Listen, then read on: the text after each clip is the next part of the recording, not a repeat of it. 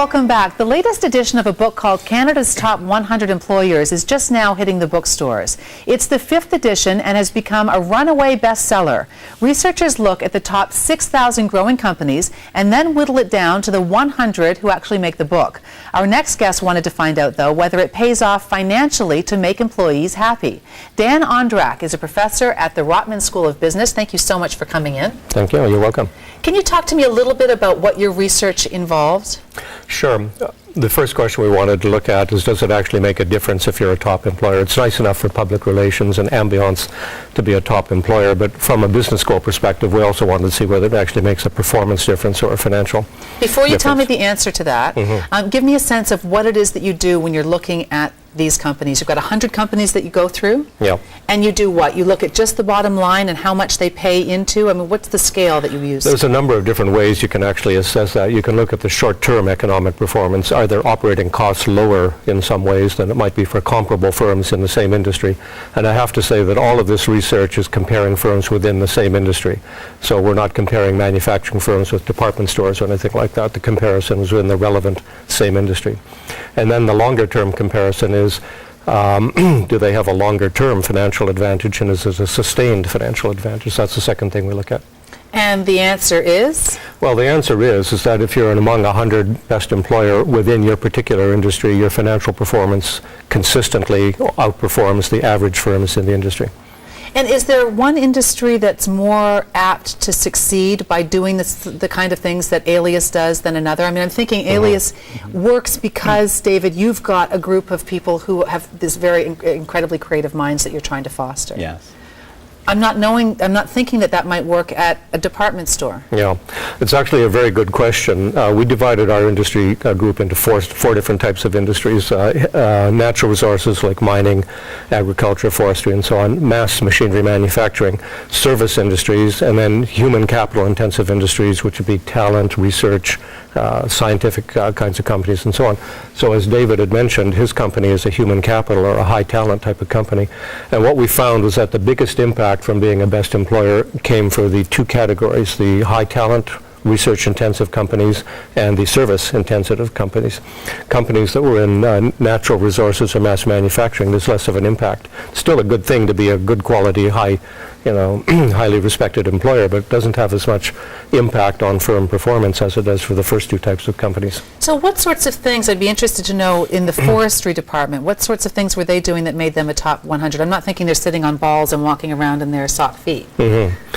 Well, actually, that's an interesting thing in terms of what you showed in that first clip about Alias and so on, because people might be actually misled about what it takes to be a good employer by watching some of that kind of thing. There's a distinction to be made between the work surroundings that are related to, say, entertainment and flexibility and having a lot of fun, which is all very important in the workplace. But the things that we found also had a big impact on people was where they treated with respect, where they treated fairly, and where they treated with some sense of appreciation for what they did in the workplace. So there's both the surroundings, but there's also the internal psychology that have a big impact on people. Now, David, you were mentioning before the commercial break that you took a look at your competitors and the other 99 companies that made the book. What did you learn about what Alias can do differently or add? What you learn is that Alias is actually doing an awful lot of things right. The biggest single difference that I found in taking a look at the other 99 companies and what they're doing is really their ability based on scale to offer enriched benefits. So where we can do a certain amount around company matching of group RSPs, Big Bank, for example, would have the ability to offer more in terms of the company match. I wanted to make a comment, though, on what Dan was saying with regards to the physical work environment and how at Alias that is, perhaps representative of what Alias is. I think the physical environment is important, but I think more important is what lies behind the physical environment. And that is an environment that empowers people to tailor that environment to suit them, that empowers people to call out those things that are important to them in terms of their being satisfied and their wanting to stay with the company. And I think that's where Alias really excels. I think, and it seems like such an obvious thing, but I think that one of the things that you mentioned, David, about we treat our employees as adults. Why is it that so many companies don't do that? I think a lot of managers probably come from what we derisively say the old school of command and control type of organizations, and there's the assumption that I'm the boss, I'm the top in the hierarchy, therefore I know everything, and your job is just to listen and obey and do whatever you're told, similar to what you might find in a traditional military kind of organization. And so that's the old way of life, and I would think that as this type of research becomes more and more widely known and widespread and more examples come out like Alias and so on, a lot of people might come to realize that that old style of management is just old style. It's no longer appropriate, particularly as the nature of industry shifts from being capital-intensive industries like manufacturing to human capital or talent types of industries, which is certainly the way the Canadian economy is going. Because I think there has been, in a lot of industries, there has been this idea that you just make people grateful that they even have the job and they can be replaced like that. Yeah. And you're almost you're driven by fear as opposed to driven by much else. How representative is that old style compared to Alias? I mean, does the Alias style make up 1% of business in this company? Does it make up 10? Do you have a sense of that? Well, I guess I'd have a sense, but I couldn't quote you a statistic. All I could say is there's probably a minority when you look at the vast number of industries in the country. But there's another change that's also occurring, and that's the talent shortage, that there won't be enough high-talent people around to fulfill all the staffing needs of a lot of organizations.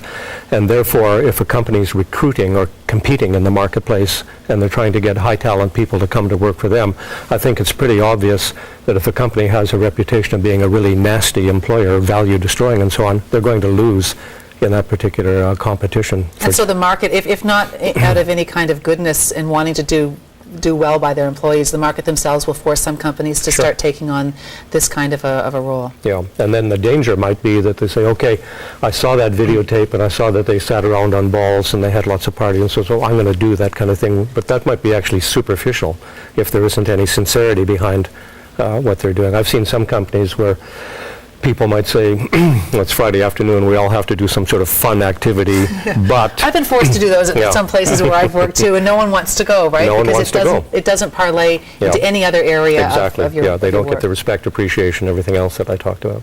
Thank you both so much for coming in, and it's Avery Haines when you see it on the resume as it comes towards you. With pleasure. Thanks very much. Thank you so much. It's Thank very you. interesting. Coming up next, no, I'm very happy with my job, and we have a good employer here.